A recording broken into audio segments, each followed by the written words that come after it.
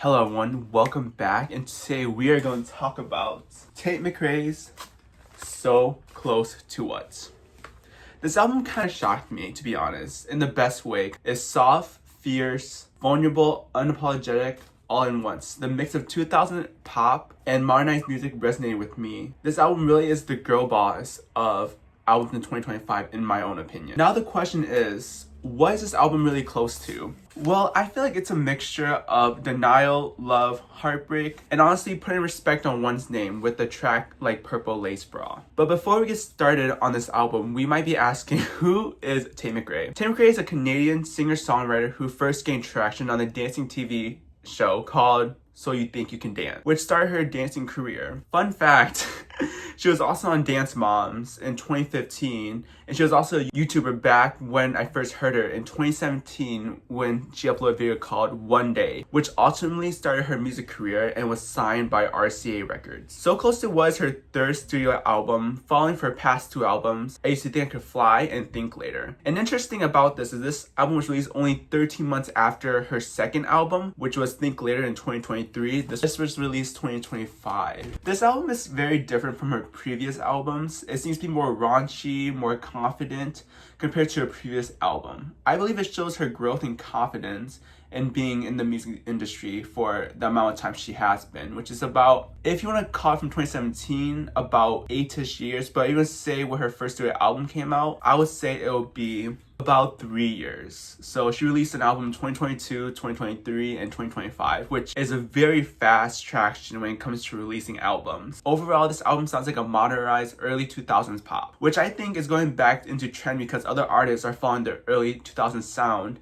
For example, off the top of my head, Addison Rae, which maybe she'll get her own video. Some of the production elements that stands out the most are the snares and snaps within the production. I think a track that is the body of the production is Dear God, with its whisper vocals, snares, and snaps, and a similar 2000 pop production that the album just screams out. Also, it's just a great song overall. Dear God is really something that resonates with me, and I wish people put more recognition on that name. Now that we heard how the album sounds, let's talk about what the album is saying. If I had to pick 3 tracks to emphasize the overarching theme of this album, it will be Dear God, I Know Love, and Revolving Door. Let's begin with Dear God. This song emphasizes the production of the album and is one of the themes of being afraid to fall in love. Like the other tracks on this album, Means I Care, No I'm Not in Love, and Green Light. This song emphasizes praying to God and hope that the one person that's on her mind will just go away simply by praying. And I can tell you in most cases, the praying won't help anyways. Now let's get into I Know Love, which is a pretty self-explanatory track. Tate says how she knows what love is, and themes of love just follow throughout other songs like Miss Possessive and Two Hands. And let's just say her type is very possessive and hands-on across this album. Finally, I would say the third song to describe this album is Revolving Door, which I interpret as a song going in and out of a situation, whether it's work or love related, and you just feel exhausted afterwards. This shows especially in her music video when she breaks down crying towards the end. These themes follow in nostalgia and when it comes to looking back in the past, Purple Lace Bra, and when it comes to the industry. Sometimes people don't really pay attention to you for what your art is, but for your physical appearance. And I feel like Tate was right because this is her most successful album, yet her most raunchy one, as recording this video. Since we got to some of the song, let's get into my favorite lyric, which is, drumroll please, is Revolving Door, which is, I'm more hurt than I would admit. Supposed to be a doll, but F it, I need a minute. I think these lyrics really reminisce with me because it shows the growing pains of being an upcoming or young adult when you first go into your adulting phase. It's exhausting and you simply don't know what you're doing, but your ego prevents you from asking for help, leading to burnout. And at some point you feel like you just need a break. As Tate said, I need a minute. The emotions of this album explores denial, love, going in and out of situations, and simply being confident. This album is a whirlwind of emotions, but with a production that makes you just want to dance your soul out.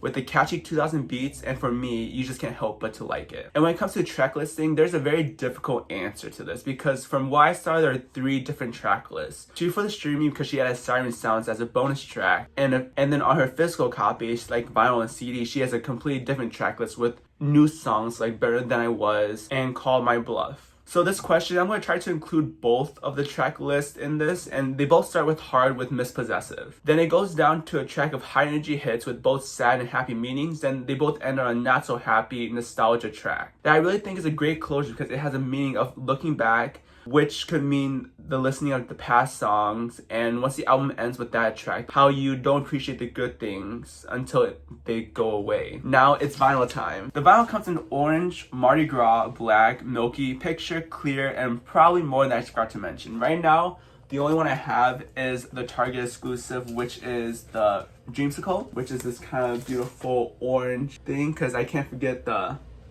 base of my channel, which are vinyl. So I'm just doing this album thoughts and reviews for a little fun thing to do, and it's kind of hard, not gonna lie. So I hope you guys like this. If not, just let me know. If I'm bad at it, please let me know, because I am not the greatest when it comes to stuff like this. But if I had to pick a favorite pressing out of all of them, it would be the Mardi Gras pressing. The one that's in the US and not the EU, because the one in the EU they really messed it up. I will say that they really did mess the EU pressing up. It's not as marbled or as pretty as the US one. I'll put a side-by-side comparison. It did not really give me the energy that it really needs to give. And now let's just get with the final thoughts of this album. So who should listen to this? The people who will be seen the most are the people who know what they're worth and know how to find love, but something's preventing them from fully pursuing that love. And finally, to end it off, what track hit you the hardest?